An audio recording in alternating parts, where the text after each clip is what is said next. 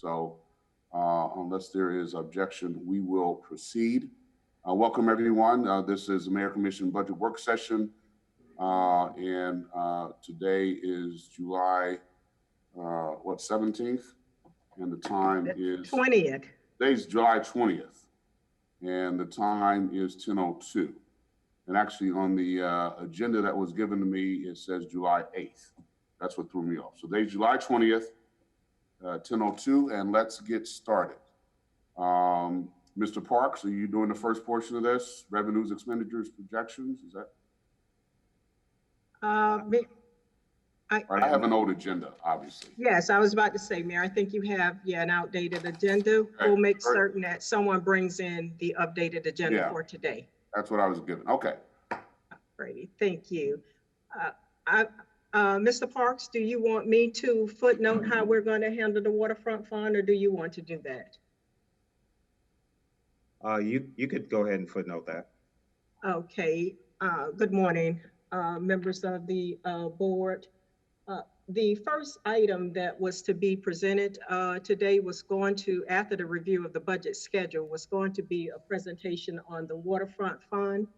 And although the waterfront fund is not a general fund, it is a special revenue fund, there is a direct correlation or connection between the waterfront fund and the general fund, in that if based on the incoming revenues and the contribution from the CRA, there is any shortfall in that fund, the general fund backfills that. And given the state of the general fund, we were going to walk the board through that this morning.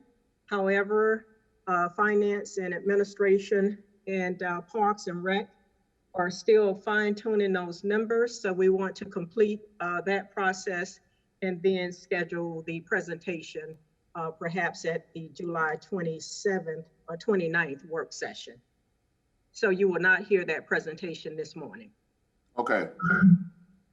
All right, with that, just for today, what the board will hear is a review of our budget schedule, the presentation, an update on the FY21 budget outlook, and then also want to talk about the FY22 budget plan and the process that we envision going through for the development of a budget plan for FY22. So give me just a moment. Let's see this. Okay. So I'll go right to the schedule. Given we're at July 20th, with meeting the schedule for the budget adoption hearing, we're in a very tight window. So as we move forward, we're looking at coming back to the board in a work session on August 3rd with a preliminary budget update. And I'm going to talk more about that in detail. Looking at doing a presentation of the FY21 preliminary budget at the August 10th City Commission meeting. And then on August 24th at the City Commission meeting, depending on the input that we get from the August 10th meeting, coming back with an FY21 proposed budget. That will set in motion for the finalization of the budget and to present that FY21 budget for the first budget adoption hearing at September 10th City Commission meeting, and then the final budget adoption hearing, and I should include in that the millage rate as well for September 24th. So that's the schedule that we are looking to meet here and that we have to meet as it relates to the two September 1st and 2nd budget adoption hearing.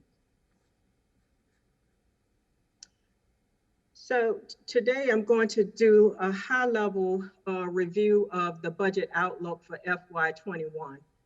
This is a slide that the board has seen in past work sessions.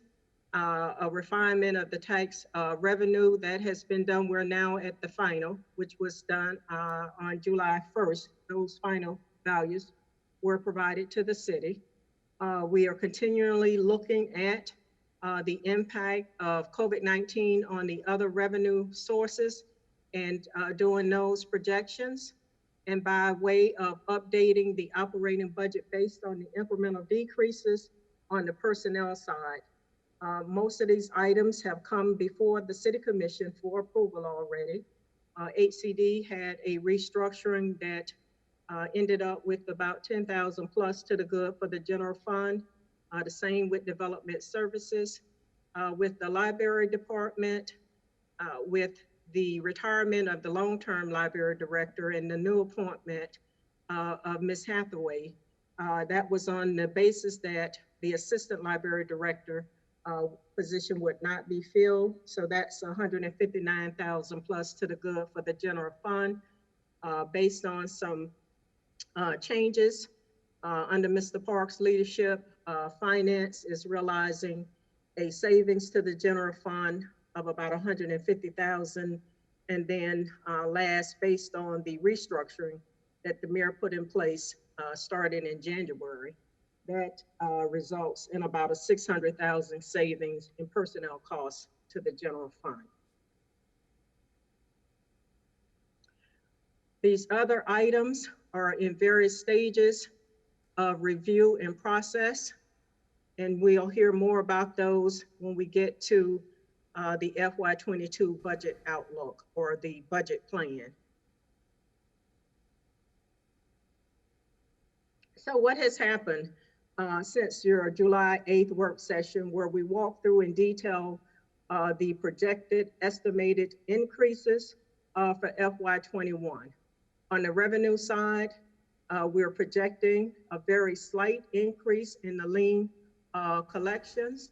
However, that slight increase is going to be offset in that there is a sizable increase that we're projecting in employee benefit plans that were not included in the numbers presented to the board at the July 8th work session. Again, staff is continuing to watch every detail within the budget, the expenses, and between finance and HR, we're identifying the new costs that had not yet been presented to the board. And these are on the employee benefit side. The inset kind of lists out those increases. We don't have the final number that we can present to the board at this time because staff is still in the process of fine tuning them. We have an actuary study that will give us a number on one of the elements, but I do want to bring this to the board's attention because that's going to be a sizable increase that had not been factored into the numbers that was last presented to the board. And what I would like to do at this point is to have the Chief Human Resource Officer, Mr. Rodriguez, to just come and briefly walk the board through some of these benefit plans so that the board has an understanding of what they are and how the costs are calculated, and then the impact that we will see on the general fund for the FY21 budget. Mr. Rodriguez, please. Before Mr. Rodriguez begins, Ms. Johnson, either you or he, can you speak to why these numbers are just coming in now? Is this in the normal course of timing so that we can make sure we're getting this information on a current time schedule as possible? I think it was probably a couple of things with finance, just number crunching and what have you, and me working with HR. They were numbers that I did not get into the presentation for July 8th. Okay, that's fine. Continue. Good morning, Mr. Mayor, Commissioners. Just so that you can have a little bit of an overview of the types of cost drivers, personnel related, that are driving our fixed costs up every year and why. There's 4 areas that I'm going to cover out of this list. The first one is what's known as the VIVA. That is, it stands for Voluntary Employees Beneficiary Association. That is a type of trust, if you will, that is allowed under the IRS rules, where contributions are made by the employer into that trust. And once employees separate from city service and have at least 5 years of service with the city and are 55 or over, they qualify for a small subsidy of about $200 a month that helps them to offset their insurance and co-pays. And that was established well over 10 years ago, or more than 10 years ago. Where the costs associated with that go up every year is that for police and fire, there's 4 different VIVAs. There's the police VIVA, the fire VIVA, and then the general employee VIVA and the management and elected official VIVA. The way that those benefits are funded is through a percentage of the personnel budget. So for police, it's 4% of their pensionable wages. For fire, it's 2%. And for city employees, although there is no requirement for a set amount, and it wasn't funded for many years because of the economic downturn, in fiscal year 19, we started funding it again. And it represents roughly about 0.5% of the non-public safety general fund personnel budget that funds that. And of course, as your personnel budget goes up incrementally through market adjustments and raises, you will see those VIVA contributions go up slightly.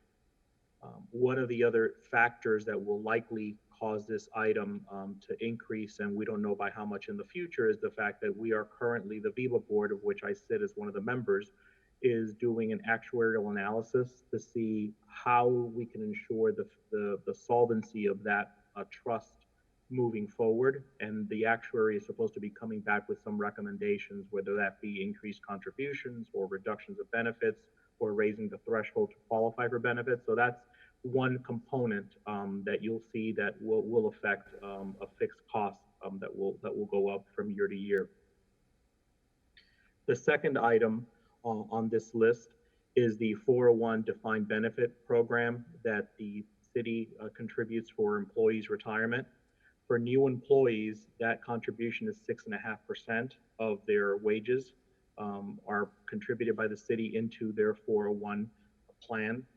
And after 6 years of service, that 6.5% contribution increases to 7.5%. And similar to the VIVA, as your personnel cost and your go up, and as the employees get raises and cost of living adjustments or get promoted, obviously that number will go up slightly every year to account for that. So that's another driver that keeps on going up year to budget year. And I have 2 more. The last 2, the third one is that we have continued to see increases needed for our workers' compensation budget to cover liabilities for workers' compensation cases, and the same thing for general liabilities and for auto insurance and city insurance. Now, starting off with auto insurance and city insurance, that's just a factor of the market. And we are projecting that we're probably going to have to budget at least a 5% increase over this year's premiums, because that seems to be what the conservative calculation is of what the premium increases will be next year. For general liability and workers' compensation liability, we look at the past couple of years of history, and then we try to trend forward and see how much we would need to fund those 2 line items for general liability and for workers' comp liability, to make sure that we aren't, as much as possible, not coming back to the commission and the mayor mid-budget year to replenish those funds. So that's going to see some slight increases there as well. And even though we may, from year to year, be doing a better job at reducing the number of workers' compensation claims or the number of liability claims that the city is exposed to out from the public, you can't predict that sometimes you may get 1 or 2 or a small amount of claims that will blow a hole in the budget, because it could be a very large item claim. And until our self-insured retention kicks in, gap insurance kicks in, that is all ad valorem funds that the city would have to pay out for those claims. So that's another cost driver. And the final cost driver is health insurance. And our health insurance went up this year about 5.4%. And although because of the clinic and because employees are using the clinic, that is helping us to, and we are self-insured also, those two factors are helping us to reduce the liabilities and the cost to our health savings. I'm sorry, to our health plan. And we are realizing the rate of return that we wanted to see by using the clinic. We are still not immune from the fact that healthcare inflation is a factor every year. We are doing better than if we were not self-insured and we were buying a policy from Cigna, and we are doing better also because of the clinic, but that is still another cost driver. So those four main categories that I went over are the ones that are, driving the personnel related benefits costs slightly higher every year.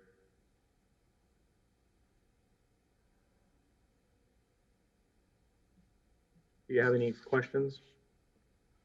We do have a question from Commissioner Neary. Thank Yes, you. Commissioner. Thank you. Mr. Rodriguez, of the four that you've pointed out, I would think, based on your description, Viva and the others, the 401k is the most fixed, right? It seems like I've heard examples of how we might mitigate costs on the other four. We're not looking to do that in any way around the retirement, right? That kind of is what it is. Well, the cost associated with the retirement is set by ordinance and by collective bargaining agreement. So it's fixed in the sense that it is provided for under the city's ordinances and collective bargaining agreements. But obviously, city ordinances and contracts, can always change. But that's our current commitment that we have to meet. Right. And so, Mayor, if I could. Yes. But specifically to that item, again, I want to use VIBA as an example. You've talked about, I think, 3 specific ways that we might mitigate that moving forward.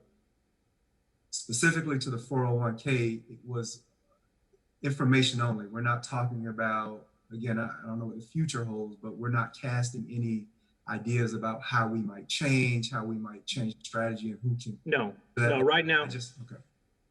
Yes, yeah, you're correct, Commissioner. Right now, we're just looking at keeping the commitments that we have moving forward into the fiscal year 20, into the fiscal year 21.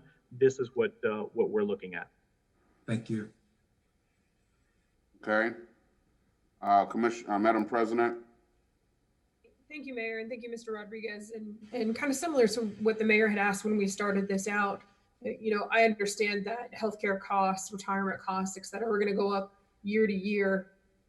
Is this a particular category that we hadn't seen before? Do these numbers take some time just in the course of a calendar year that until July we wouldn't know about them? Why are they just being factored into the budget now? Well, just to give you an idea, our health plan year runs from July to June.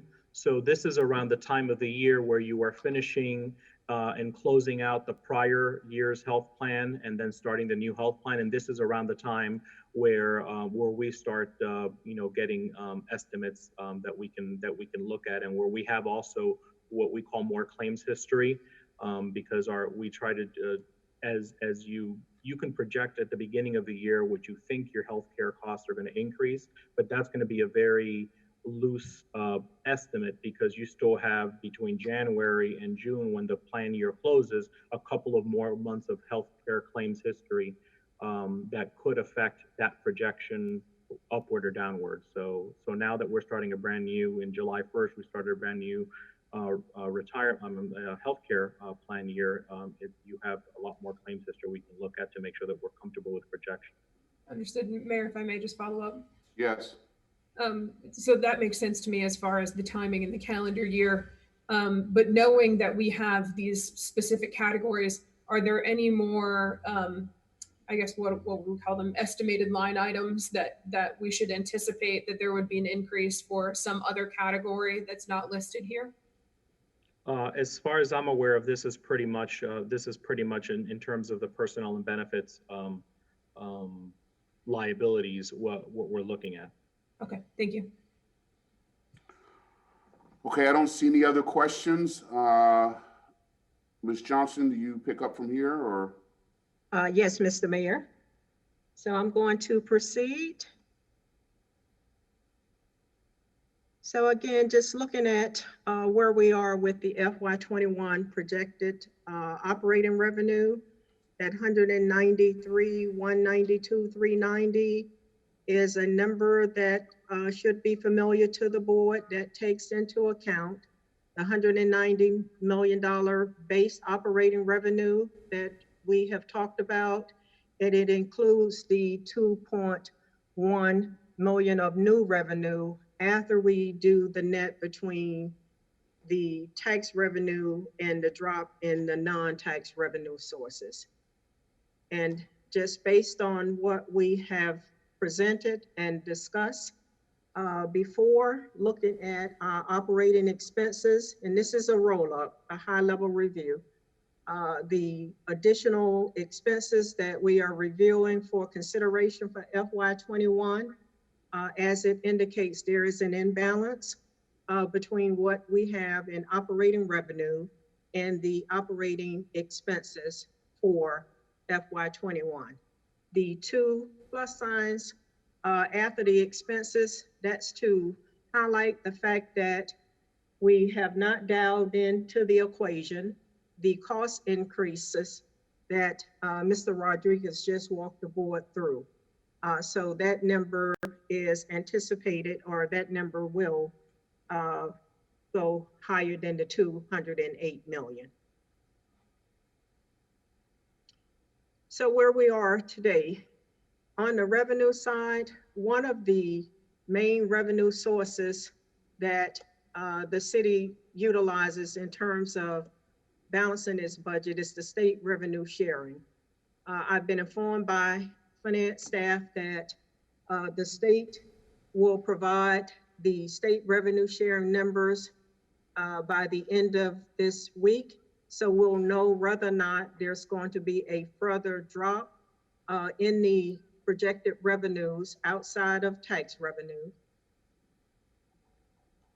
by the end of this week, so July 24th.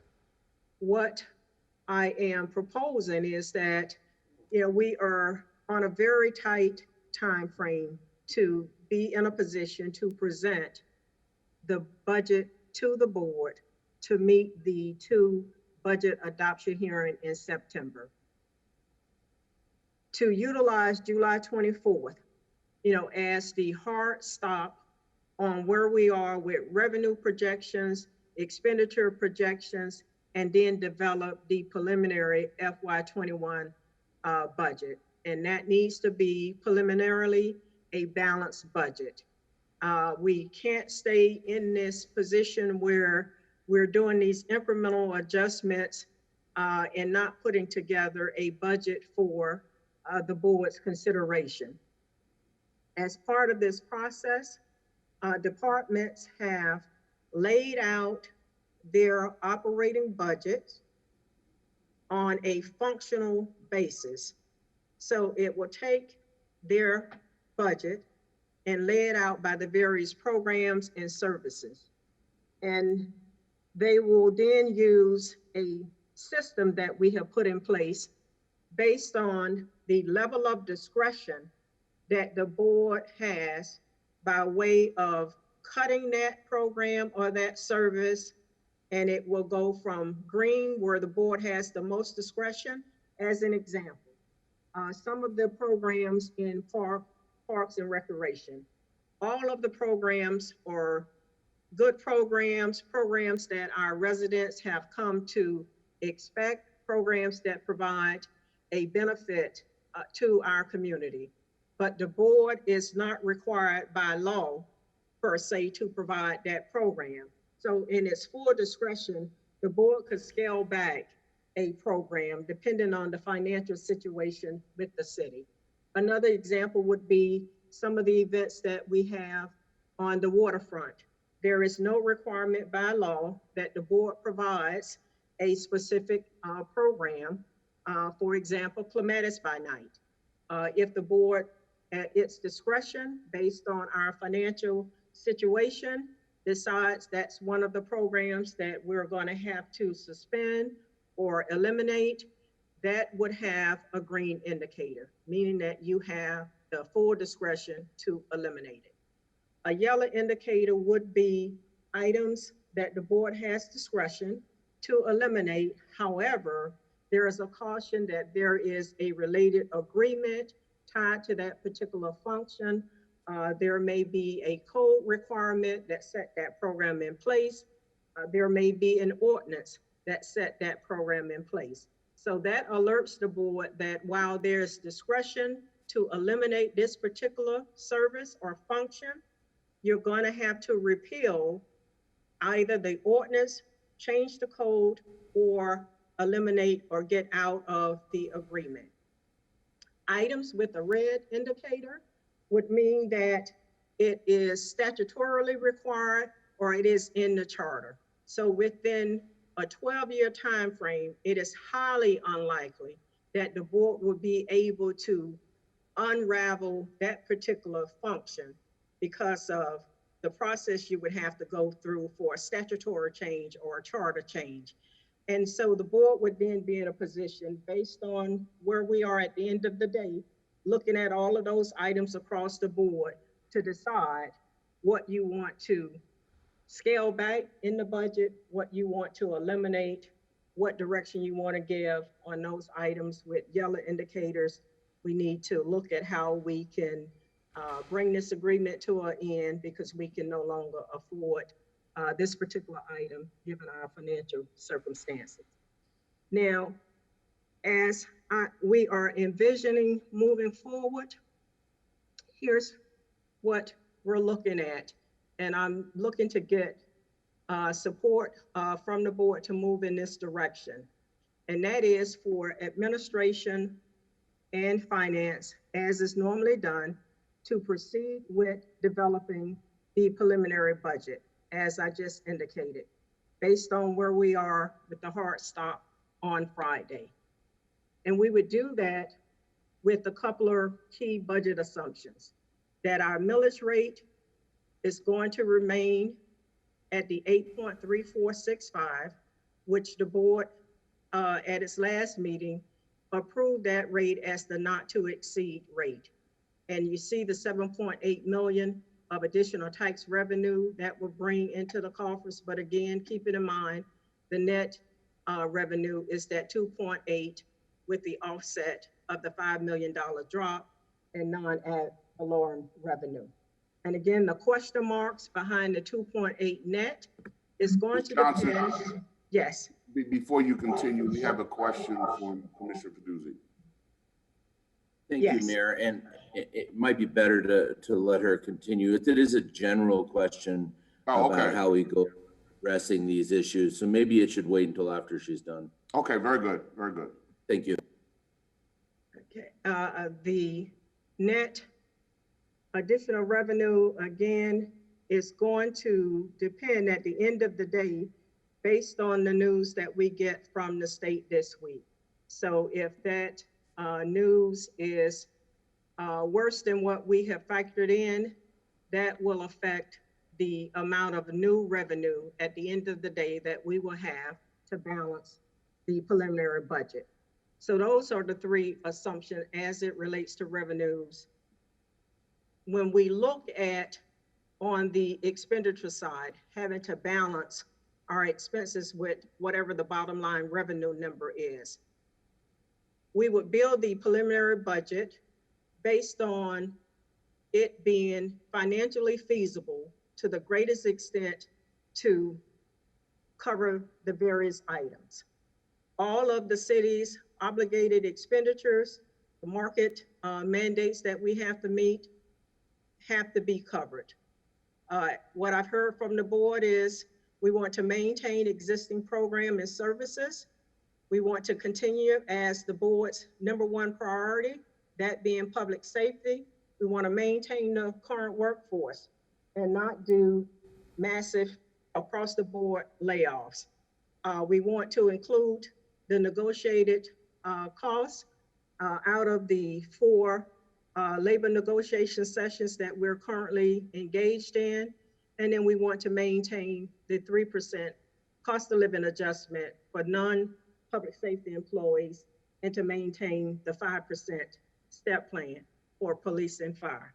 So again, I want to emphasize Those would be the factors that administration and finance would take into consideration as we build the preliminary budget. But again, it would be based on, to the greatest extent, financially feasible.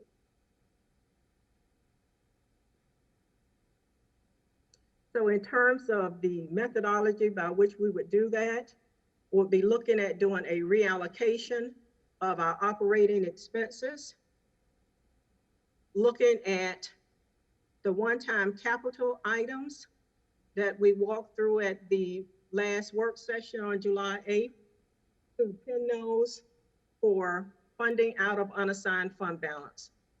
In that there are one-time capital costs. To defer a budget increase to cover police and fire overtime. On the police side of the equation, with the grant approval for the 30 additional officers, we have dialed into the additional cost of 1.8 million associated with that.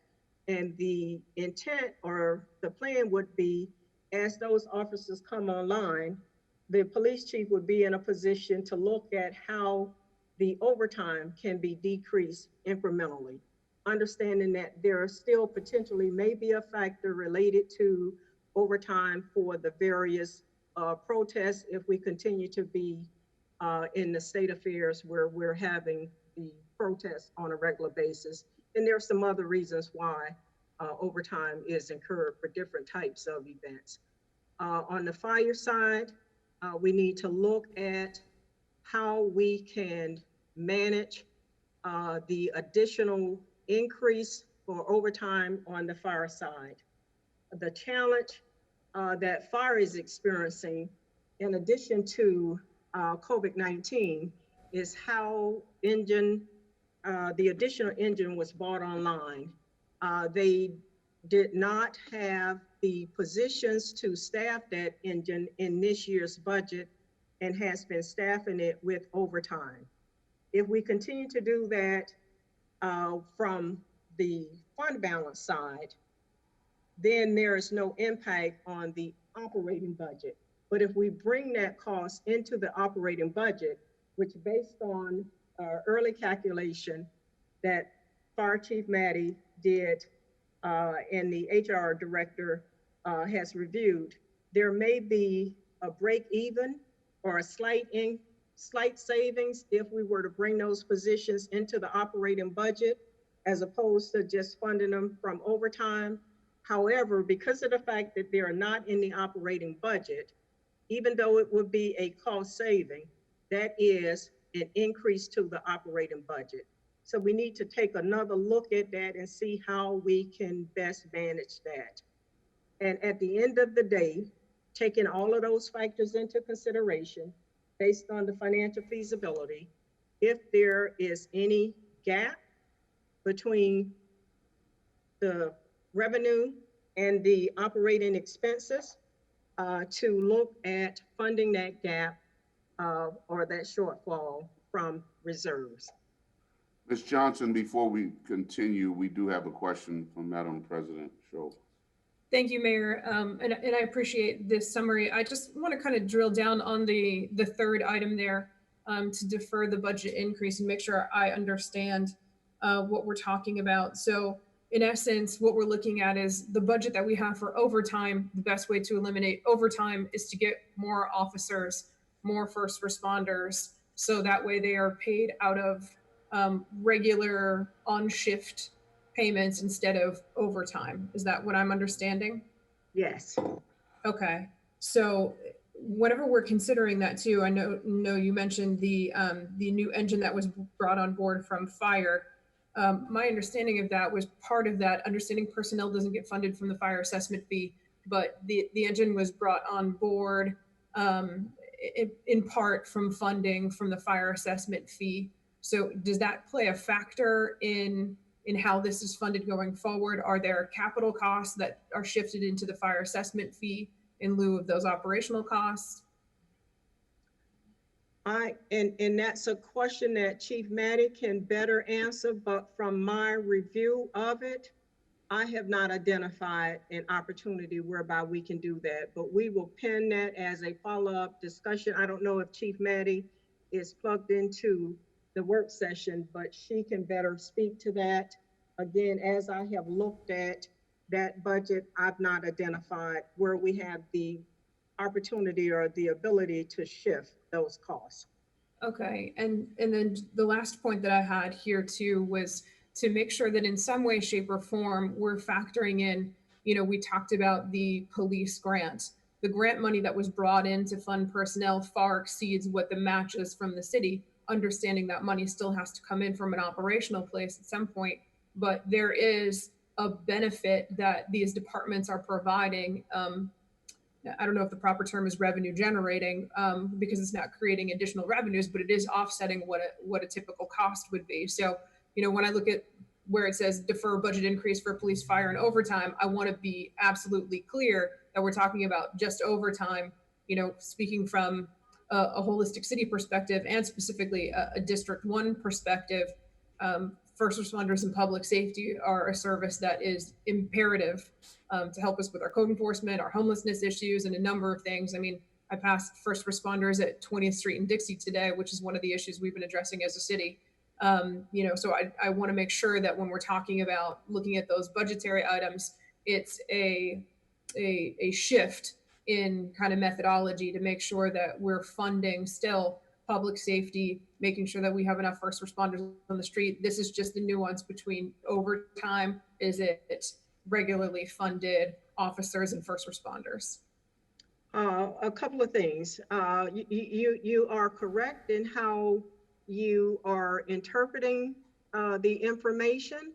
And to your point about ensuring that public safety continues to be the priority, this particular item on this discussion point about deferring the budget increase.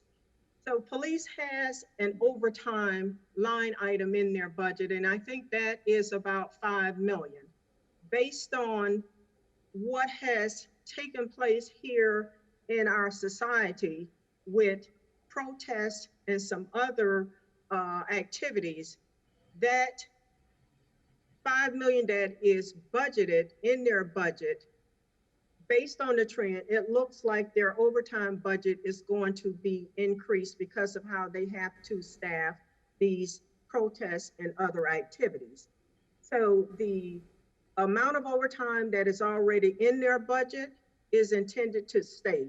We're looking at the increase above and beyond what is already budgeted.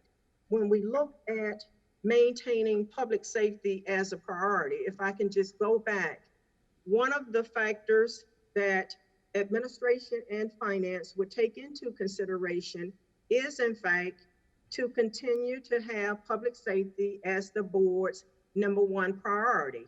And again, to the extent that it is financially feasible. So we have to operate, within the financial constraints that we find ourselves in. Given that, the board has indicated its #1 priority is public safety. So that factor will be taken into consideration if, for example, we look at whether or not there are going to have to be layoffs. And that's probably a bad example because it may send an unnecessary tremor throughout the organization. But for talking purposes, if we get into that kind of a situation, the way that I would recommend how the board continues to have public safety as its #1 priority is that we wouldn't bring forward a preliminary budget that would include layoffs of public safety employees. We know we need to have the feet on the street protecting our community. So it will continue to be considered and treated as the top priority if we get into some of those actions of last resort. Okay, thank you. Mayor, may I proceed?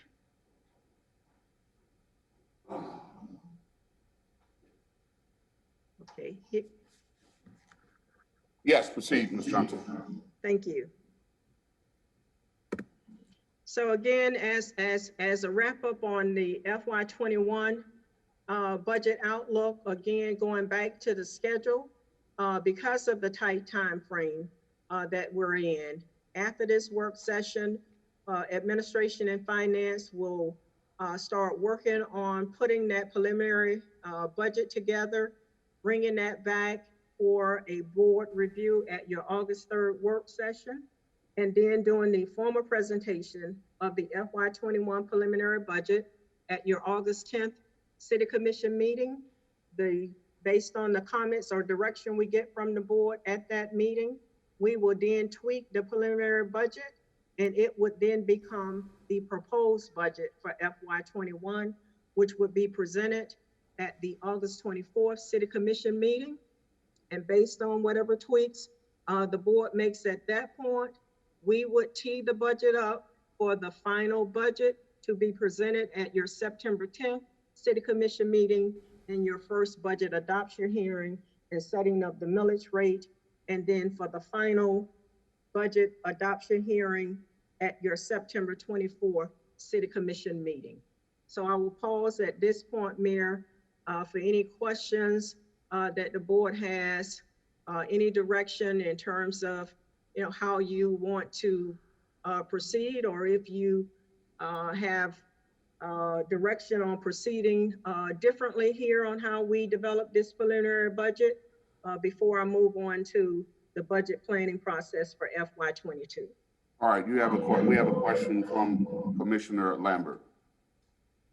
Thank you, Mayor. Thank you, Ms. Johnson. I actually have two questions. The first one is related to police and fire, our first responders, and in order to avoid overtime, are we also calculating in any additional healthcare or retirement, HR costs that we might have that weren't calculated in? I guess maybe that relates to the grant that we're getting and the additional, I think that's the police officers.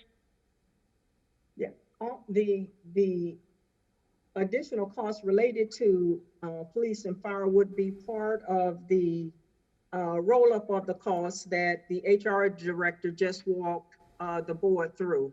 If you go back to the July 8th presentation, it did indicate the pension costs for police. It indicated the cost of $400,000 plus for now picking up the cost of the firefighters due to the expiration of the SAFER grant. So it did articulate some of those costs, and any additional increase from police and fire that are part of the items that we're still tying down the numbers would be included in the cost based on the plan items that Mr. Rodriguez just walked through. Okay, great, thank you. And my second question has to relate to the budget schedule. I noticed that we have, or maybe this is just a hold that needs to be released, but I have a budget workshop on this Wednesday on my calendar, but I don't see that on this list. Are we still having that meeting? Yes, good point. We are still having that meeting, but because of where we are and let me back up. When those additional meetings were put on the calendar, which I'm asking the board to leave those on the calendar, we were looking at a process whereby the board would go through the various worksheets and identify what you want to come out of the budget and what you are looking to ensure is included in the budget. So we're changing gears just slightly to a process whereby the worksheets that the departments have put together, which are going to be refined, those will be sent to the board. The board would then, at your August 3rd meeting, based on administration and finances, preliminary budget, if there are items that we have in the preliminary budget that the board does not support based on what you have reviewed in the department's budget worksheet, that direction would be provided at that time. So there's a slight change in the approach.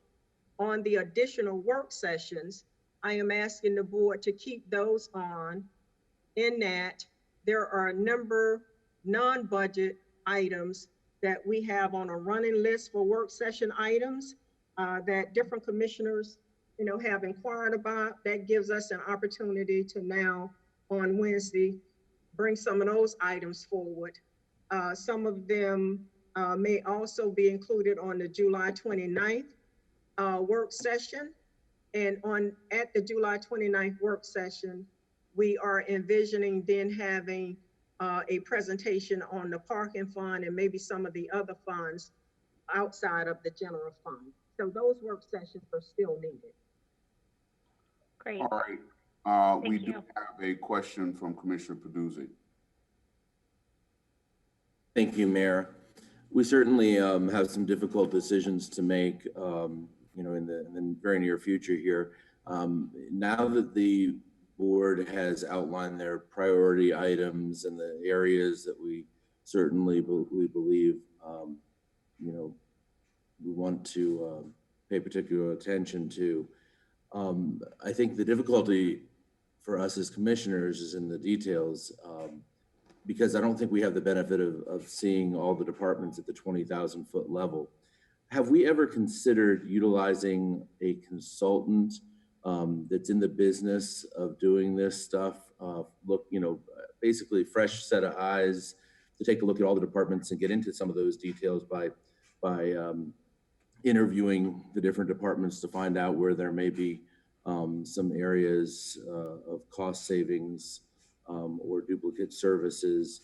There's plenty of other private industries that have utilized the services of consultants, such as even a local company that I'm aware of, Pratt & Whitney, many years ago faced similar problem that we have with regard to budgeting and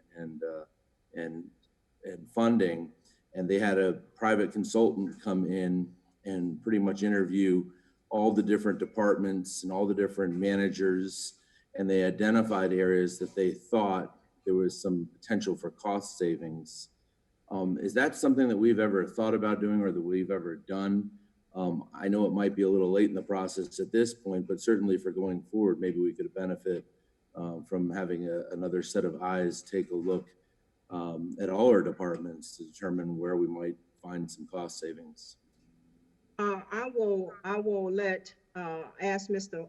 Parks to speak to whether or not that has been something that has been done here at the city in the past. But if I could, I would like to share with the board my experience and my position on that.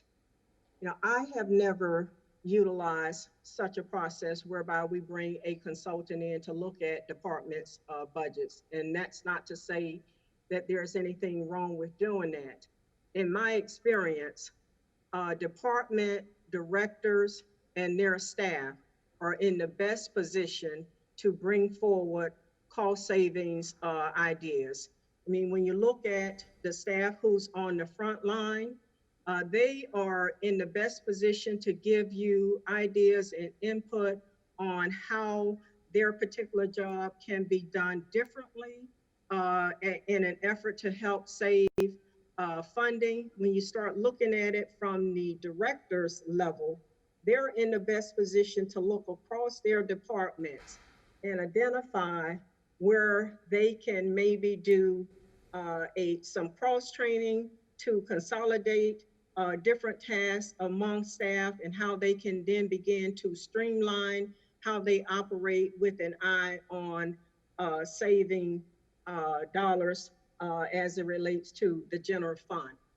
When you then look across departments in terms of consolidations, in my experience, your administration staff, and in our particular circumstance, given that we have a strong mayor, are in the best position based on how the city is structured and how we operate to identify what would be the best option if we're looking at consolidation of departments with the intent of realizing some cost savings.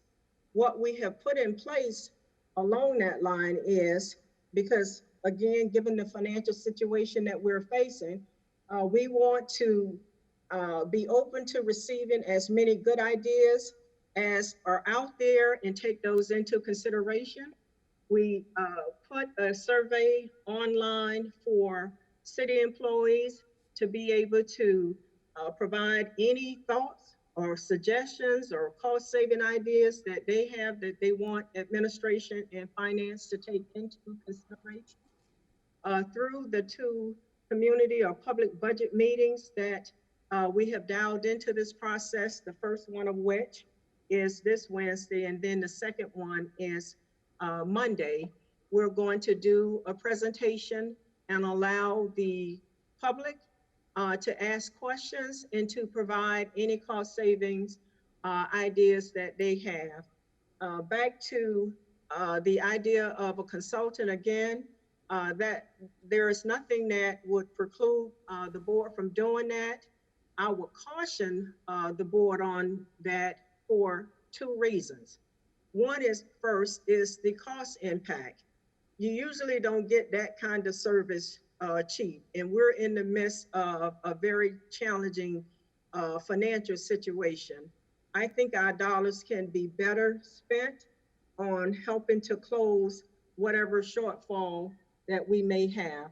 And then from a timing perspective, to have the staff, to take time out what is already very challenging with managing operations in the midst of this pandemic, to sit with the consultant and walk them through how the department is structured, how it operates, and go back and forth with whatever ideas the consultant may have, and then analyzing whether or not that is doable from an operational standpoint, or whether or not it is actually going to result in a real cost savings. That's a very time-consuming process. So for those two reasons, I would have strong reservations about recommending that to the board, given our current circumstances. Let me interject something here. I don't want to get the impression that we as administration are just sitting around scratching our heads because this is a mystery that we can't solve. Our job as administration is to eventually present to you, commissioners, in accordance with the time frame that's been outlined, a balanced budget. We will do that. We will do that. I think what is being done here is giving you as commissioners an opportunity to weigh in on some priorities as we move forward. Doesn't mean that all of those opinions will be etched in stone, but unlike, and I was on the commission for 8 years, as you all know, unlike when I was on the commission, commissioners really had a chance to insert themselves before the budget was pretty much already baked.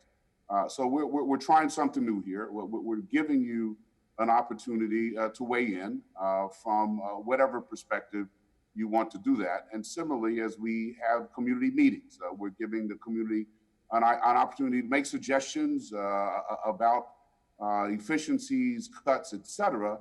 But at the end of the day, the final decision on what goes into the budget to present to you as commissioners will be with this administration. And there will be an opportunity even then after we present you a balanced budget if you wanted to tweak it. But don't fret. We have ideas as to how to get to a balanced budget. We're not reaching out to you because we don't know how to do it. We're reaching out to you to give you an opportunity to weigh in from a priority and standpoint. But we will abide by our obligations as the administration to present to you a balanced budget in accordance with the time frames. Okay, Commissioner Schoaf, I think. Well, Commissioner Blues, you had a follow-up, so let me make sure we follow up on that. Thank you, Mayor. Just briefly, I certainly wasn't suggesting that the administration isn't fully capable of coming up with a plan.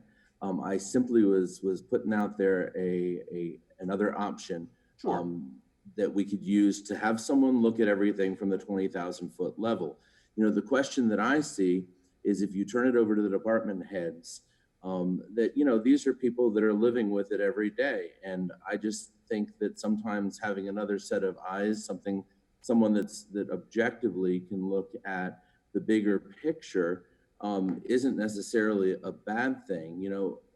I know just from my own experience in business that sometimes we all kind of like to maintain the status quo just because that's the easier way to do it. These are our friends that work with us. These are, people we've come to know and respect and like. And sometimes the decisions are hard because they can potentially be clouded by personal relationships. So all I was suggesting is it's just another tool that we can put in our toolbox. Maybe it's not appropriate right now because of the time frame, but certainly going forward in the future so that we don't have, these issues in the future. And as I said, once again, I'm going to highlight that I'm in no way questioning this administration's ability to do this, just that it might be something to look at least in the future. Point well taken. Thank you. Madam President. Thank you, Mayor. I just wanted to make an administrative point here from the commission office perspective, because the exercise that the administrator has outlined of the green, yellow, red also pertains to this commission office, of which you will see come up on the total budget. I have indicated to administration that our commission office will follow suit with the other departments in that unnecessary travel will be restricted. Any other cost-saving measures that other departments will be employing, we would look at for our specific commission department as well. Our department is a bit different as it has very limited categories of spend. It's basically, salaries, administration, a bit of travel. So there's not a ton of programs, et cetera, that come out of our office, but just as a point of administration from the commission president's perspective, I wanted to let you know that I have been communicating with administration on that, and you will see it outlined as the larger portion of your budget too. Thank you. Commissioner Fox, you had a question? I think my questions have been answered. Thank you. Okay. Commissioner Lambert, you had a question. Thank you. Ms. Johnson, I was just curious if you could, or Mr. Parks could outline what the community meetings will look like, and will you include I don't remember which color it associated with, but the items that the commissioners will be considering. I do think that it would be really helpful if the community understood which items relate to policy or legislative directives that we don't have the immediate ability to change in the budget. As the two meetings are envisioned, it would not be at that level of detail. It would be a presentation on our budget outlook because we are not yet at a point where we have developed the preliminary budget. However, once we get to that point, we certainly can schedule another community meeting where the community is then privy to that information. Given that the board has not yet gotten those worksheets, as a priority, we want to continue to refine them and finalize that, get those worksheets in the commission's hand, and certainly we will be open to having additional community budget meetings so that the community will have an opportunity to see that as well, if that's the board's pleasure. Great, thank you. And Mayor, I just wanted to say thank you so much for this opportunity for us to give more detailed input. I really appreciate it. You're quite welcome.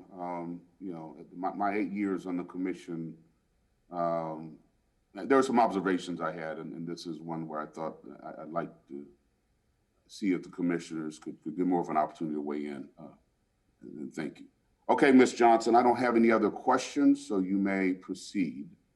Okay, before I wrap up here on this part of it, I do want to just take a moment to, recognize the city staff. This is my first time out the gate on the budget process here at the city.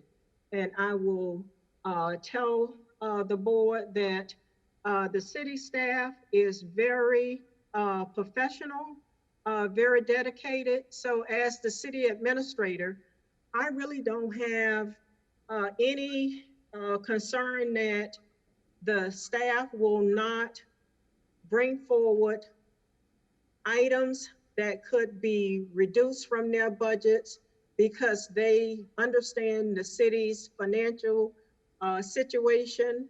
I think they have shown the highest degree of professionalism as they have put together their budget worksheets. They have come forward on their own accord with identifying cost savings for this current fiscal year that will help the bottom line on what we eventually may have to use from unassigned, how we could hold the line on expenses. They have done that on their own accord. So I have every confidence and comfort level that although it is a very hard task and perhaps, a bitter pill to swallow when you have to go through restructuring the budget, understanding that it's going to be an adverse impact at the end of the day if you're looking at having to cut staff or looking at having to cut programs because we have a quality of life that we're trying to maintain. But that our staff has demonstrated the ability to be able to do the job that is before us, to do the job that is required. And so I want to just assure the board that I don't think there needs to be any concern that at the end of the day, the staff is not going to do what needs to be done. They have demonstrated that throughout this entire process, and I certainly want to recognize them for that. Ms. Johnson, before you go on, I think we should elaborate on something you kind of alluded to earlier. We as administration have reached out to employees, be it surveys, be it emails, looking for suggestions on how we can improve the efficiency of operations. So we are looking, and some ideas have already come in. So we are trying to make sure we're tapping into the experience of those who are on the front line, who may have ideas about how we could do things better, more efficiently. And so, in addition, obviously, commissioners, to seeking your input, and we're seeking the input of employees, those who are on the front line, as to how we could be better as an organization. Yes, Mayor, and before we put the formal process in place, we had some employees who had already started thinking about different ideas and submitted those before the survey was set up. So the staff as a whole is very engaged, understand what we are up against in terms of the impact of this pandemic recession.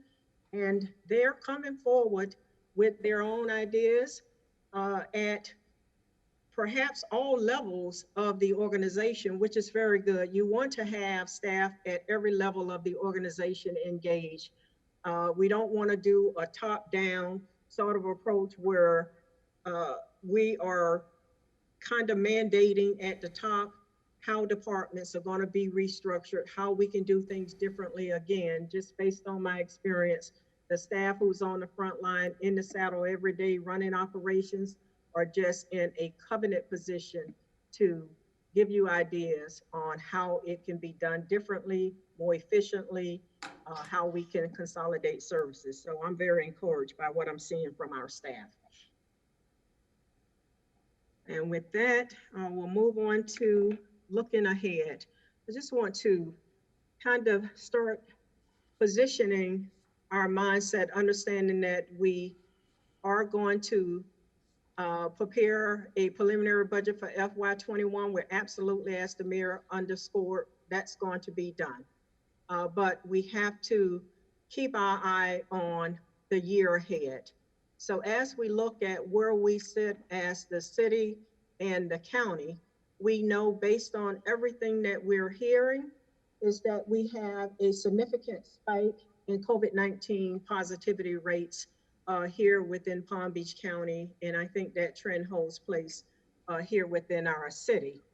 And so the county mayor, in his last press conference on Friday, indicated that he won't hesitate based on the numbers, if it gets to that, of doing a rollback and a shutdown here within Palm Beach County. We know from the national news that Florida is now considered one of the hot spots in the country. And some of the national experts are predicting that there is going to be a second shutdown. And if that were to happen, we know that's going to have a significant impact on our revenue streams. Last Monday at the July 13th meeting, the board had an opportunity to hear the presentation from economist Hank Fishkind.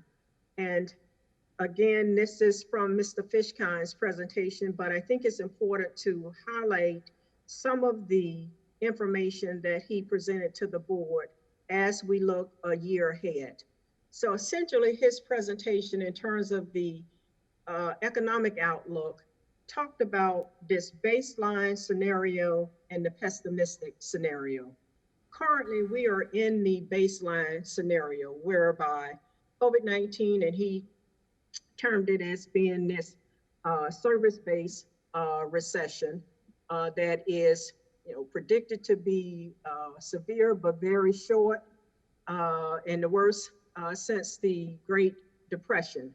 And we're seeing that impact based on the $5 million revenue drop that we're projecting in those services that are being impacted by the pandemic. But he also talked to the board about this pessimistic scenario. And that has to do with the country potentially going into a second shutdown. And prepared us from an economic standpoint that if that were to happen, under that scenario, it would impact revenues more significantly than what the impact of the baseline scenario. So if you look at the top slide on your right-hand column, based on Mr. Fishkind's presentation, what he said to the board was that the pessimistic scenario would likely reduce revenues by as much as, an additional 17 million for FY 21-22. So I think it behooves us to start looking at if in that eventuality, based on what we're seeing happening with the country and here in our own backyard with the spike in the cases, for us to start planning or developing a budget plan for FY 22 so that we're not caught when that situation hit. And if revenues were to just go into a downward spiral, how would we then be able to budget, manage that particular pessimistic scenario? Therein lies where I think the heart of the benefit on the department budget worksheets. The board will have all of that information, and based on the budget that you adopt for FY 21, when we get to that point, you're going to see that's going to be a very, very tight, streamlined budget because we have to account for the revenue drop this year and the increased expenditures. If we get into this other scenario, it's going to be very hard, if not impossible, to then look at some of the factors that we talked about in terms of actions of last resort. So in an effort to start thinking about that and preparing for that, to work on a budget plan for FY 22, worst case scenario, if we end up going through a second shutdown, if there is no vaccine discovered or produced for this virus that will keep our country and our economy running, we need to just be prepared for that. And that's what we're looking, as we look ahead. So those actions of last resort, we have listed those for the board's attention. I don't envision that we would be doing any of that for FY22. But again, if revenues fall into a free fall, there's not going to be any other room within the budget but to take some of these actions, particularly when you look at our budget, like most, if not all municipalities, the lion's share of your costs happen to be your personnel. And as you look at the city's budget with material and services, that 36 million in material and services, about half of it is contractual services. So there's very little discretionary money that's going to be in there that would help us to escape having to take some of these actions of last resort as we look at perhaps a pessimistic scenario for FY22. And hopefully that won't happen, but we're in a better position to plan for that potentiality while the country and the city as part of Palm Beach County do our level best to work by continuing to push practicing the social distancing protocol so that we don't get there, but that is out of our control. We want to have planned for that potentiality and work toward it not occurring to the extent that we can impact that outcome. Before you move on, Ms. Johnson, let me say, commissioners, I guess the best analogy I can have about where we are is, at least with respect to predicting the future, is when we have a Category 4 hurricane barreling down toward us. We pray for the best, but we plan for the worst. And I think that's what we're trying to do here is make sure we have contingency plans in place if the hurricane hits, if this economic hurricane does actually land on our shores and we get the double dip recession, et cetera. And I think it would be, we would be remiss if we were not expecting the worst and preparing for it accordingly. We are hoping, obviously, that we don't reach that. But as the administration for the city, we need to prepare for the worst in the upcoming budget years. And so that's a lot of what we are gaming out as we move forward. We're not trying to alarm anyone, but again, we would be remiss if we did not take these steps in light of the dire uncertainty and the devastating potential if the worst case scenario does hit. Okay, Ms. Johnson. Very well said. Thank you, Mayor. So just to kind of highlight, again, as part of that process, we are in a process, as has been mentioned and underscored, obtaining employee and input from the public on cost saving ideas. Before you is the dates, or are the dates that we're going to have those meetings for the community, as well as the deadline that we have given employees to provide their ideas.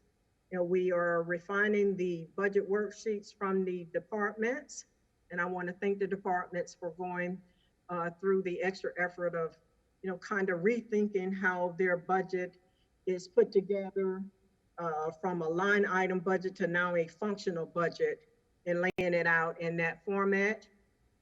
I would be looking to follow up with the board on scheduling work sessions just on the budget work sheets, but I think we need to look at having those sessions once we get past the sessions and the adoption of the FY21 budget, and then to get direction through those work sessions on how we put together this plan. And again, it is a plan for worst case scenario, as the mayor so elegantly put it.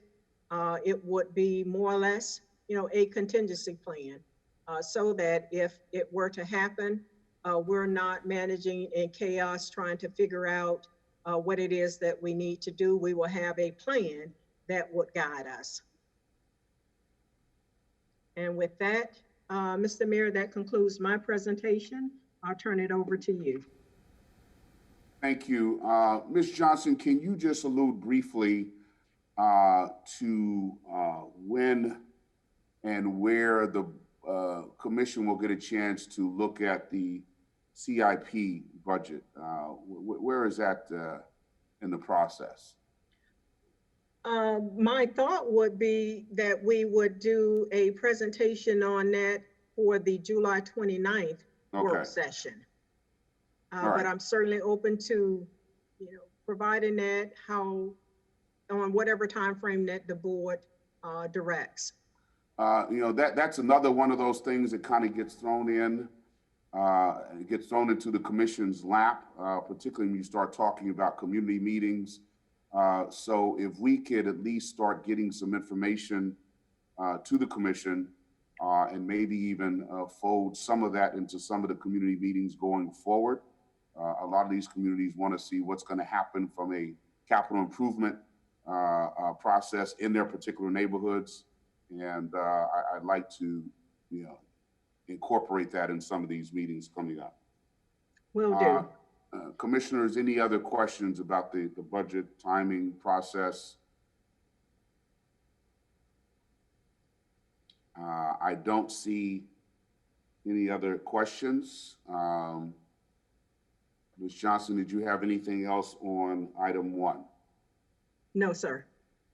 All right. Item 2, Mayor's Matters.